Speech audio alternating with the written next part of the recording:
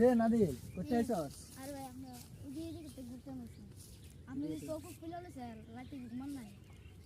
আরে ঘুমের কথা কইস না, তোর আমরা রুকনের বাড়িতে মোবাইল চুরি হয়েছে না, শুনছস না? তুই আমার তো কইছি 60,000 টাকা দামে দুইটা মোবাইল চুরি হয়ে গেছে গা। দুইটা রাতে পরে বাইরে ইসলাম ছিল না, পরে আবার তোর এমদা রাতে পরে 3টা 4টার দিকে আবার চোখে একটু লাগতো আছে। তোর ঘরে সারা বাজ দেখুন কুত্তার আওয়াজ, আর কুত্তা জানি কুত্তা আইলো ও তো এমনি তো প্রতিদিন তাই, কিন্তু কুত্তার আওয়াজ টাওয়াজ করে না। আজকে জানে করতে কতলা কুত্তা আইলো, এও আবার তোর কুত্তার বাচ্চার মতো চিল্লি আমি মনে করছি, হয় আমি মনে করছি জিন টিননি পরে আর মনে কর ডরে ঘুমাইতামও পারছি না, ঘুমাই দর্শও না, কি ঘুমামো। এটা কুত্তা লাগতে 3টার পর আইছি।